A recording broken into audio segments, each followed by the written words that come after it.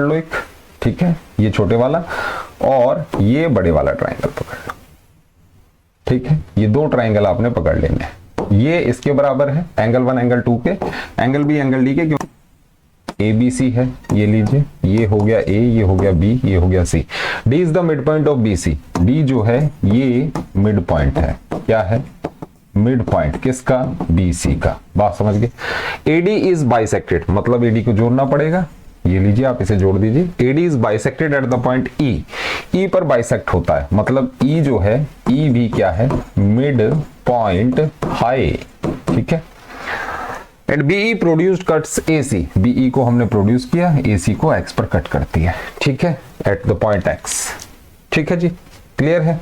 अब आपसे क्या बोला गया कि भैया प्रूव कर दो, क्या प्रूव कर दो कि बीई रेशो ई एक्स ये 3:1 होगा। ध्यान से समझिएगा, क्या बोला गया है कि बीई रेशो ई एक्स मतलब दिस अपॉन दिस 3:1 है, या हम कहें कि इसे हम ऐसे भी लिख सकते हैं कि BE upon E X is equal to 3/1, या E X upon BE is equal to 1/3। इनमें से कोई भी आप प्रूव कर दो, मतलब ये दोनों में से कोई भी एक प्रूव कर दीजिए तो बात आपका क्लियर हो जाएगी, ठीक है, क्लियर है।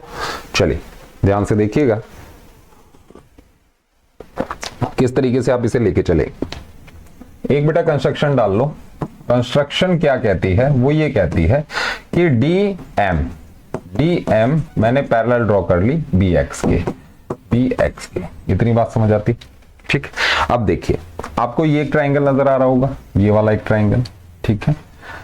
इसे समझने के लिए कुछ इस चीज को आप समझ लीजिए कि अगर ये ए बी सी है और ये लाइन डी ई इसके पैरेलल है, ठीक है, डी ई इसके पैरेलल है, और ये अगर इसका मिड पॉइंट है तो ये भी इसका मिड पॉइंट होगा, ठीक है, दोनों ही मिड पॉइंट है, पैरेलल है तो क्योंकि रेशो सेम होता है, तो ये अगर 1 है तो ये पूरा बेटे 2 होगा। बात समझ आई, क्लियर है। एक बार फिर से देखिए मैं क्या कह रहा हूं इस चीज को, इसे कुछ इस तरीके से समझिए कि अगर ये एक ट्राइंगल है ए बी सी है, ये लीजिए ए बी सी बना रहा हूं, डी ई ये पैरेलल है, तो आपको पता है this upon whole this is equal to this upon whole this होता है। अगर ये वाला पार्ट इसके बराबर है तो दोनों को 1 ले लूं, तो ये अगर 1 है तो पूरा बेटे 2 हो जाएगा। कहने का मतलब AD अपॉन AB ये 1/2 हो जाएगा। ध्यान से समझ लीजिए, अगर ये चीज आपको समझ आ जाती है फिर कोई दिक्कत नहीं है, सवाल खटाक से होगा। चलिए देखिए अब कैसे करना है सवाल। देखो जी कहानी ये है, मैंने क्या किया, ये वाली लाइन इसके पैरेलल ड्रॉ करी, तो मैं क्या कह सकता हूं कि DM जो है ये हाफ है किसका, BX का, कह सकता हूं। एक नंबर बात कह दी, ठीक है। फिर आप ये वाला ट्राइंगल पकड़िए, ये वाला ट्राइंगल, ठीक है, इसके अंदर ये वाली लाइन पैरेलल है इसके, अभी ड्रॉ करी है, और E is the mid point, तो हम क्या कह सकते हैं कि EX जो होगा ये हाफ ऑफ EX क्या होगा, हाफ ऑफ DM होगा। बोलो बात समझ, एक नंबर बात कह दी, ठीक है जी, दोनों बातें समझ आ गई। अब देखिए यहां पर DM है, यहां भी DM है, इस वैल्यू को मैं इधर प्लेस कर दूं तो क्या हो जाएगा, EX is equal to 1/2 of BX। बोलो बात समझ आई, क्लियर है। तो इसे हम क्या कह सकते हैं, इसे हम ये कह सकते हैं, ध्यान से देखिएगा कि EX जो है ये 1/4 BX के बराबर है, ठीक है।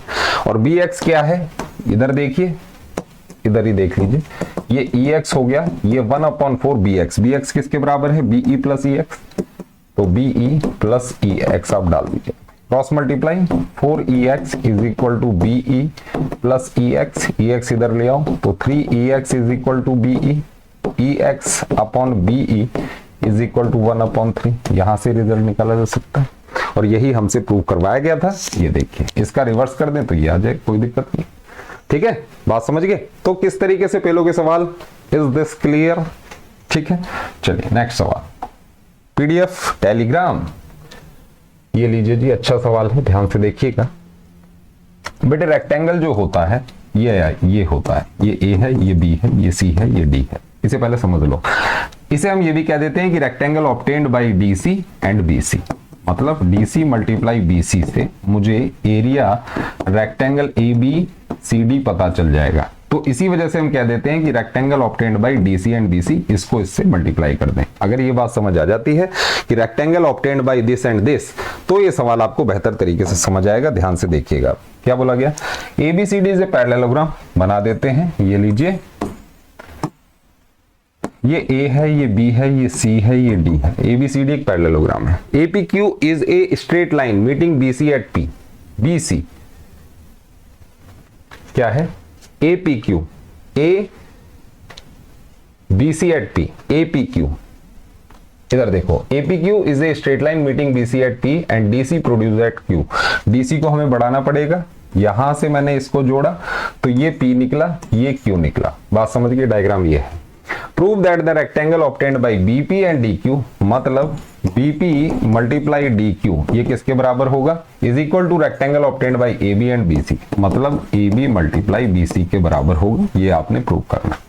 ठीक है, क्या है ये कहानी? ये देखिए, BP मल्टीप्लाई DQ मतलब BP DQ से मल्टीप्लाई हो रही है और AB BC से मल्टीप्लाई हो रहा। ठीक है, तो ये हमें प्रूव करना है।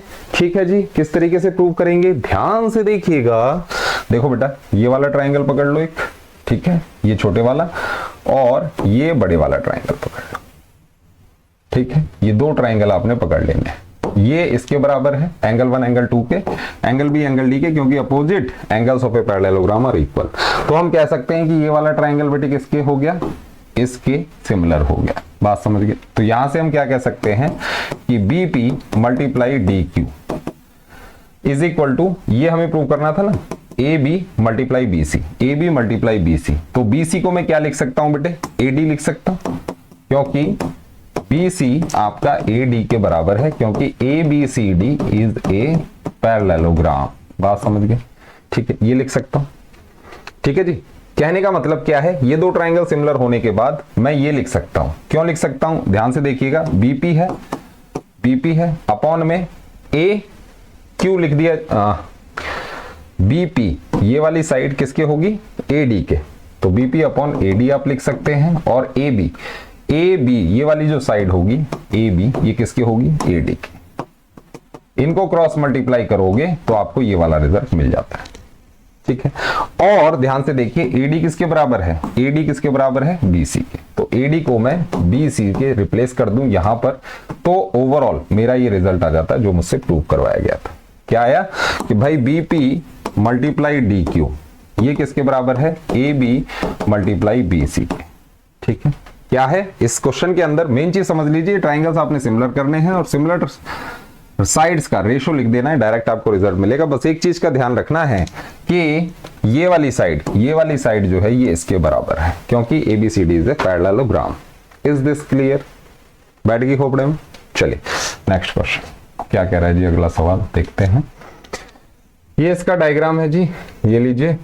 ठीक है, और दूसरा ये इसके बारे में बोला जा रहा है, ये देखिए।